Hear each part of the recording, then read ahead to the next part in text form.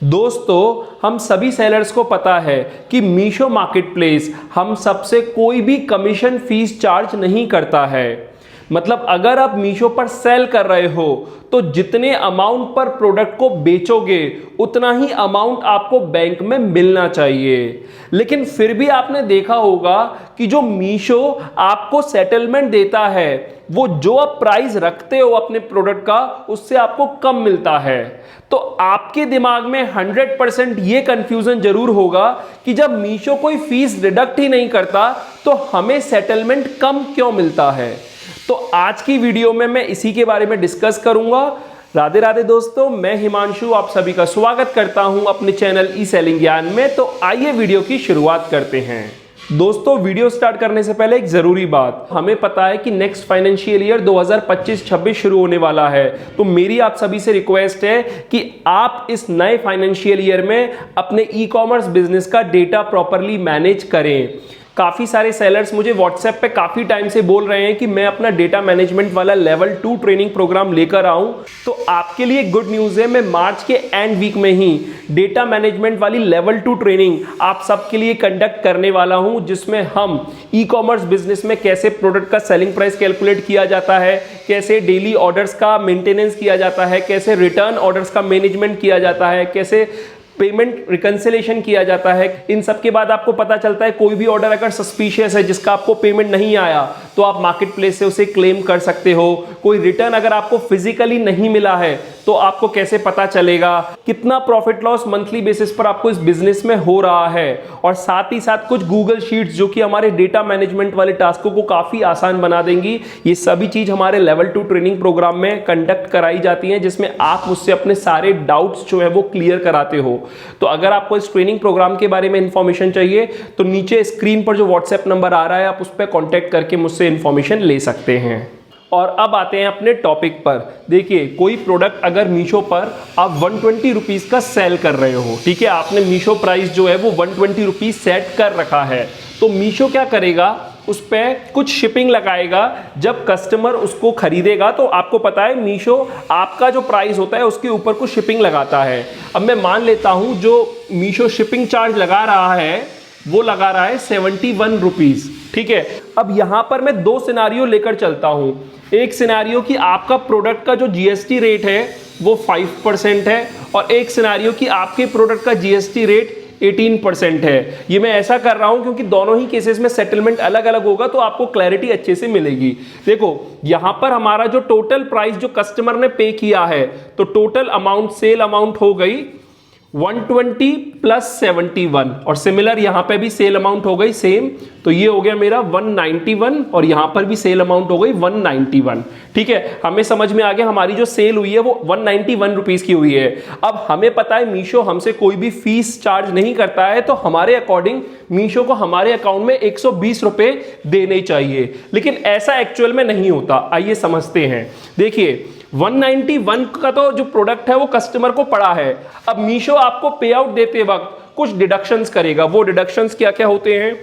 वो होता है TCS, TDS, shipping charges with GST, shipping charge with GST.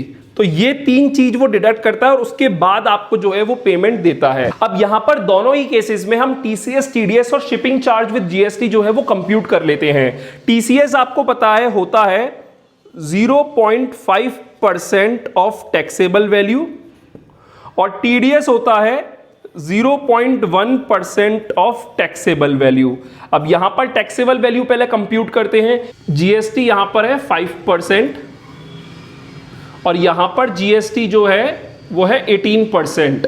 अब यहां पर टैक्सेबल वैल्यू होगी 191 डिवाइडेड बाय 1.05, क्योंकि मैं आपको पहले भी बता चुका हूं, ये हमने शॉर्टकट्स पहले भी डिस्कस कर रखे हैं कि जब भी हमें किसी की टैक्सेबल वैल्यू निकालनी होती है तो जितना भी इधर जीएसटी रेट है उसको उसी हिसाब से 1 पॉइंट इधर मैंने 0.5 से डिवाइड कर दिया है। सिमिलरली यहां पर अगर मुझे टैक्सेबल वैल्यू निकालनी है तो टैक्सेबल वैल्यू हो जाएगी 1.18। तो यहां पर आ गई total sale amount divided by 1 point, अगर 5% है तो 0.5 और 18% है तो 1.8 कर दिया मैंने। ठीक है, अब मैं इसे कैलकुलेटर से कंप्यूट कर लेता हूं। तो ये आ गया मेरा 181.904 और ये आ गया मेरा 161.864, ये मेरा इधर टैक्सेबल वैल्यू आ गया। तो अब इस केस में मेरा टीसीएस क्या होगा, देखिए टीसीएस होगा, यहां पर मैंने बताया 0.5%, तो मैं कंप्यूट कर लेता हूं कैलकुलेटर पे, तो ये आ गया मेरा 0.91 और टीडीएस आ गया 0.18। ठीक है, अब ये तो हो गया मेरा इस केस में टीसीएस टीडीएस। यहां पर टीसीएस टीडीएस कंप्यूट कर लेता हूं मैं, तो ये हो गया 0.81 और टीडीएस हो गया 0.16। तो यहां पर ये टीडीएस हो गया और यहां पर ये मेरा टीडीएस हो गया। अब देखिए यहां पर जो शिपिंग चार्ज मीशो चार्ज करेगा वो क्या चार्ज करेगा, अब यहीं पर आपको समझना है, बहुत इंपॉर्टेंट है। देखिए सबसे पहले मैं शिपिंग फीस एक्सक्लूसिव जीएसटी निकालता हूं, इस केस में कितनी है। शिपिंग फीस एक्सक्लूसिव जीएसटी हो गई 71 डिवाइडेड बाय 1.05, क्योंकि यहां पर मेरा जो जीएसटी रेट है वो 5% है, तो यहां पर हो गई 67.62 और यहां पर अगर मैं शिपिंग फीस निकालूं एक्सक्लूसिव जीएसटी तो वो हो जाएगी 71 डिवाइडेड बाय 1.18 यानी कि 60.17। देखिए यहां पर शिपिंग फीस एक्सक्लूसिव जीएसटी अलग है, यहां पर शिपिंग फीस एक्सक्लूसिव जीएसटी अलग है, जबकि टोटल शिपिंग फीस 71 है दोनों ही केसेस में। यही मेजर डिफरेंस है जिसकी वजह से हमें सेटलमेंट अलग अलग मिलेगा। यहां पर जब मीशो आपको सेटलमेंट देगा तो 67.62 पे 18% लगा देगा, क्योंकि शिपिंग फीस पे 18% जीएसटी लगती है। जब मार्केटप्लेस आपको पेमेंट देता है तो वो शिपिंग फीस पर 18% जीएसटी उसको चार्ज करनी होती है। ऐसा आपने अमेज़न और फ्लिपकार्ट में भी देखा होगा। तो 67.62 इंटू 1.18 हो गया मेरा 79.79। ये इंक्लूसिव जीएसटी मेरी शिपिंग फीस आ गई और इस केस में इंक्लूसिव जीएसटी शिपिंग फीस हो जाएगी 60.17 इंटू 1.18, तो ये तो वही आ जाएगी 71 रुपीज। ठीक है, अब देखिए जब मार्केट प्लेस आपको इस केस में सेटलमेंट देगा तो वो देगा 191 में से पहले तो वो माइनस करेगा 0.91 जो कि टीसीएस है, फिर माइनस करेगा 0.18 जो कि टीडीएस है, और फिर उसके बाद शिपिंग फीस इंक्लूसिव जीएसटी 79.79।